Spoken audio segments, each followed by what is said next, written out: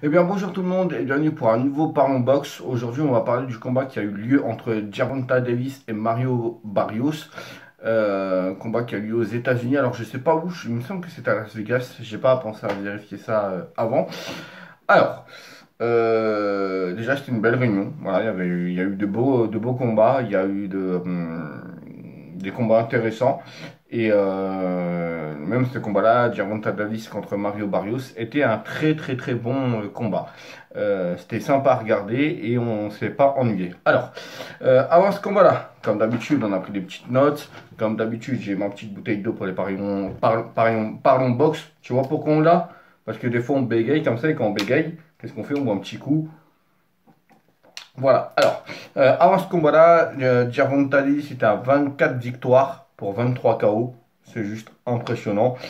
Mario Barrios était à 26 victoires pour 17 KO. C'est tout aussi impressionnant. Tout aussi impressionnant. Voilà. Même si Gervonta Davis a un plus gros pourcentage de KO. Euh, Au niveau du gabarit, il y a un avantage pour Barrios parce qu'il était plus grand. Mais c'est pas ce qui a gêné Gervonta Davis. On a vu plusieurs fois dans la boxe que c'est pas parce que l'adversaire est plus grand que forcément il va gagner. Alors, premier round. Euh, Round d'observation. Voilà, c'était un habituel, hein, comme dans tous les combats de boxe, peu importe la catégorie de poids, round d'observation. Mais je l'ai donné à Barrios parce qu'il a tenté plus de choses. Il n'a pas forcément touché de manière significative, mais il a tenté plus de choses. Voilà, il s'est mis en avant. Du coup, je le donne à Barrios. J'aurais pu aussi le donner à Davis, mais je fais ce que je veux et je vous emmerde. Voilà. Mais, non, on rigole, on rigole. Non, mais je l'ai donné à Barrios. Deuxième round, je le donne aussi à Barrios. Et là, on va me dire, ouais, t'aurais pu le donner à Davis. Beaucoup l'ont donné à Gervonta. Même les gars sur RMC l'ont donné à Gervonta. Oui, Gervonta fait des très beaux déplacements, il esquivait, et il avait une belle garde, il se déplaçait, il était très mobile, il tournait beaucoup autour de Mario, et Mario était très statique, il bougeait pas trop. Mais Davis, il cherchait un peu sa distance. Alors oui, il a tenté des choses, oui, il a tenté plus de choses que dans le premier round. Il cherchait un peu à rentrer dans la garde de Barrios. Il l'a touché, mais Barrios a proposé encore une fois plus de choses. Donc c'est pour ça que je le donne à Barrios. Le troisième round. Po.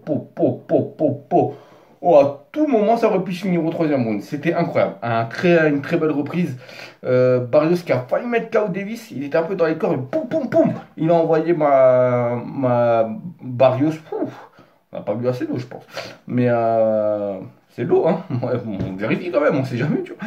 Mais ouais, il a failli me mettre KO. Mais bon, Davis a encaissé. Les deux se sont mis des gros coups. Du coup, je savais pas trop à qui mettre. Au début du round, je me suis dit, bon, bah, ça va être encore pour Barrios.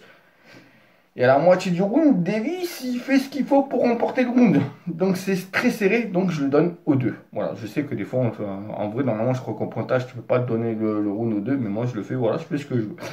Le quatrième round, par contre, je le donne à Gervonta. Clairement, il y a pas photo.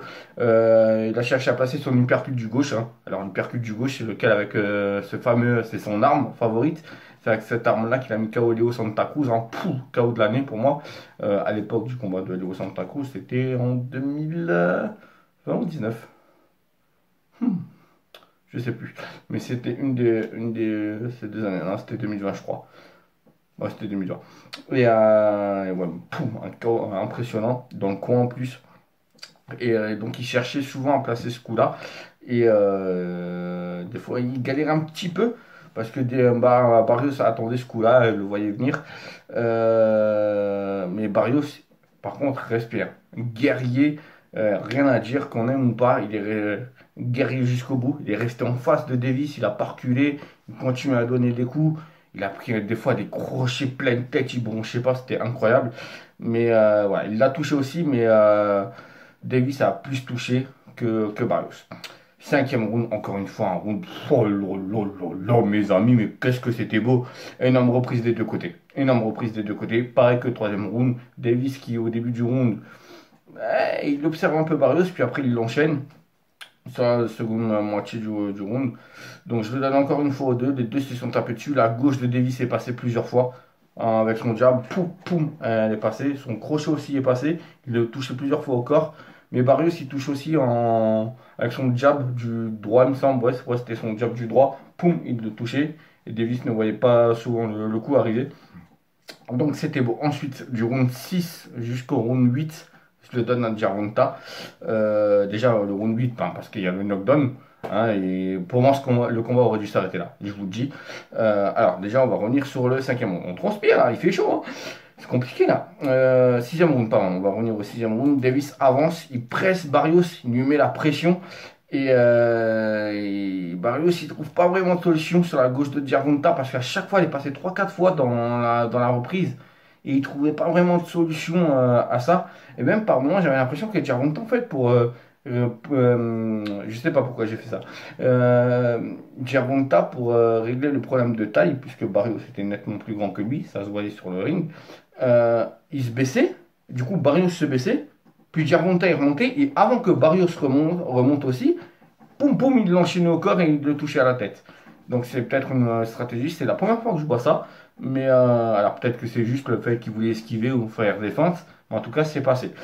Septième round, Davis il accélère sur la fin, il fait mal avec sa gauche, et la gauche de Davis c'est incroyable, hein. C'est son arme favorite, c'est, elle a fait des dégâts, demandez à Santa Cruz, demandez aux autres, et demandez à Barrios.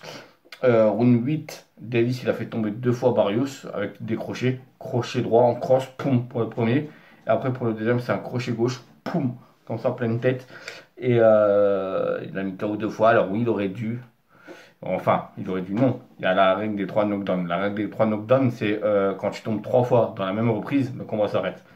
Mais bon, là, il tombe tout de suite après le premier knockdown. Donc ouais, ça se discute. Mais bon, la règle fait qu'il faut 3 knockdowns aussi. Donc l'arbitre a respecté la règle. Neuvième round. Le neuvième round, Gervonta, il n'en a eu rien à foutre. Il l'a laissé passer. Mais c'était intelligent de sa part parce que c'était pour récupérer de ses accélérations qu'il avait fait durant les trois dernières reprises. Pour récupérer un peu. Il essayait de marquer des points de temps en temps en touchant Barrios. Mais il a laissé Barrios travailler et se fatiguer. Surtout qu'il venait prendre deux knockdowns. Donc mentalement et l'énergie qu'il avait Barrios, c'était très endommagé et il l'avait mis dans le rouge. Même si Gervonta était aussi dans le rouge dû à ses accélérations, mais lui pouvait se permettre de perdre un round justement, vu qu'il venait de marquer deux points de plus que Gervonta, parce que quand tu mets un knockdown, tu ne gagnes pas le round 10-9, mais 10-8. Donc voilà, round 10, Davis, il a allumé Barrios, il l'allume, poum, poum, poum, pleine tête, mais Barrios reste de marbre et il reste devant. Et comparé au round 3 et au round 5, là, Barrios, il en a fait un peu moins, il était un peu dans le mal, il commençait à encaisser, à prendre des coups, ça a commencé à devenir dur pour lui. Et round 11, Davis qui met KO Barrios avec son arme, lui percute gauche, mais cette fois-ci, il le met au corps. Voilà, mais parce que bah, à la tête, il n'arrivait pas. Il a essayé plusieurs fois de le placer, lui percute gauche, ici, là, lui percute là, qui picote, mais il n'a pas réussi. Mais par contre, il l'a placé au corps et à un bon moment, il a fait, et je crois, ouais, il fait jab du droit et poum, il envoie le crochet du percute gauche au corps. Et c'était la fin pour Barrios. Davis, il a une force de frappe, c'est incroyable. Bon, Barrios aussi, tu me diras. Et Barrios, pour une petite anecdote, il s'entraîne avec Tony Yoka. Son entraîneur, c'est Virgil Hunter, comme Tony Yoka. Et ils s'entraînent ensemble. Alors, est-ce qu'ils ont fait des sparring ensemble pour ce combat-là? Je ne sais pas. Mais en tout cas, ils sont dans le même camp, ils sont dans le même club, dans la même salle. Et ils sont avec le même entraîneur. La suite pour les deux boxeurs. Pour Barrios, je ne sais pas. Pour Gervonta, on veut tous Teofimo Lopez ou Lomachenko. Euh, Moi, j'ai envie de voir une revanche. Parce que je suis désolé, mais Mario Barrios, il la mérite. Il la mérite rien pour le fait qu'il est resté en face de Gervonta Davis. Il a pris des coups, il a mis Gervonta Davis en danger par moment. Par moment, c'était chaud pour Gervonta. Il l'a mis en danger, donc j'aimerais bien voir une revanche. À mon avis, ça ne se fera pas tout de suite. Gervonta a des challengers qu'il est obligé de prendre. Donc, à mon avis, ça va être entre guillemets le prochain combat pour Davis, un combat facile. Parce que pour battre Gervonta, il va falloir se lever tôt, hein, mes garçons. Et le seul capable, à mes yeux, hein, à l'heure d'aujourd'hui, capable de battre Gervonta Davis, c'est Lomachenko.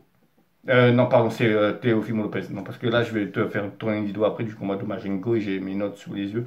Mais non, c'est Teofimo Lopez. Voilà, je vois que lui. Lomachenko, trop vieux. Trop vieux et il a plus. Il frappe fort, hein. Prendre un coup de Lomachenko, faut le faire. Mais c'est plus pareil qu'avant. C'est plus pareil qu'avant. On l'a vu face à Lopez. Et alors oui, là, il a gagné Lomachenko, je suis au courant, mais enfin Saki, hein, mes amis, on va parler sérieusement là, hein. Mais ouais, bon, les deux doivent faire leur revanche aussi, donc on verra. En tout cas, les amis, faites attention à vous, portez-vous bien, ciao tout le monde, peace.